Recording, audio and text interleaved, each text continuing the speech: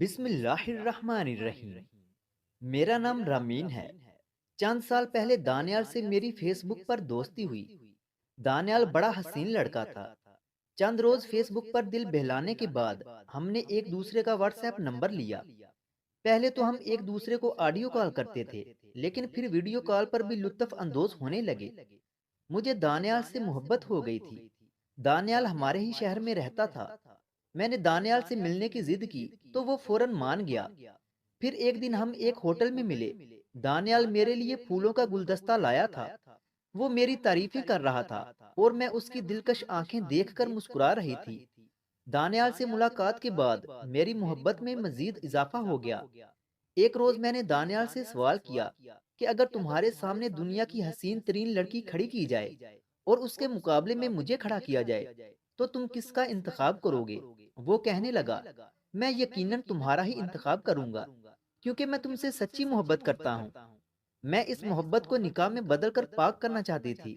میں نے دانیال سے کہا کہ تم مجھ سے شادی کر لو۔ وہ کہنے لگا، پہلے تم 2 سال میرے ساتھ رہو گی، پھر میں تم سے شادی کر لوں گا۔ میں نے وجہ پوچھی تو کہنے لگا، میں اپنا مستقبل محفوظ بنانا چاہتا ہوں۔ یہ سن کر میں نے دانیال کی بات مان لی۔ چند ماہ کے بعد دانیال نے میرے ساتھ جنسی تعلق بنانے کی بات کی تو میں نے صاف انکار کر دیا۔ پھر وہ مجھے طرح طرح کی باتیں سنانے لگا کہ تم مجھ سے محبت نہیں کرتی، اگر مجھ سے محبت کرتی ہو تو میری بات مان جاؤ۔ میں مجبور تھی۔ میں نے اسے محبت کا ثبوت دینے کے لیے روزانہ اس کا بستر گرم کرنا شروع کر دیا۔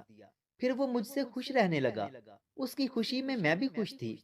ایک دن میں بازار سے کچھ سامان خریدنے گئی تو وہاں میں نے دانیال کو ایک لڑکی کی باہوں میں باہیں ڈال کر بیٹھے دیکھا۔ میں شدید غصے میں دانیال کے پاس گئی اور دانیال سے پوچھا کہ یہ لڑکی کون ہے؟ وہ کہنے لگا، باجی آپ کون ہو؟ میں تو آپ کو نہیں جانتا۔ اس نے اتنا کہا اور وہاں سے اٹھ کر چلا گیا۔ میں شدید پریشانی میں گھر آ گئی۔ گھر پہنچتے ہی میں نے دانیال کو کال کرنا شروع کر دی۔ 2 دن تو اس نے میری کال ریسیو نہیں کی۔ پھر جس دن اس نے کال ریسیو کی تو صرف مجھے اتنا بتایا کہ وہ لڑکی میری ہونے والی بیوی ہے، تم آئندہ کبھی مجھ سے رابطہ کرنے کی کوشش نہ کرنا۔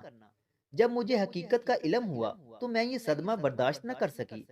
کچھ گھنٹے رونے کے بعد میں نے جان دینے کا فیصلہ کیا اور 2 منزلہ عمارت سے چھلانگ لگا دی، لیکن بدقسمتی سے میں بچ گئی۔ اب میں چلنے پھرنے سے قاصر ہوں۔ میری ریڑھ کی ہڈی ٹوٹ چکی ہے۔ اب میں سارا دن بستر پر پڑی رہتی ہوں۔ اس کہانی سے یہ سبق ملتا ہے کہ لڑکیوں کو اپنے والدین اور اپنے بھائیوں کی عزت کا خیال رکھنا چاہیے اور شادی سے پہلے کسی کے ساتھ ناجائز تعلقات نہیں بنانے چاہیے۔ اگر ویڈیو اچھی لگے تو اسے لائک کریں اور مزید ایسی ہی ویڈیوز دیکھنے کے لیے ہمارے چینل علمی روم کو سبسکرائب کریں۔ ملتے ہیں اگلی ویڈیو میں، تب تک کے لیے اللہ حافظ۔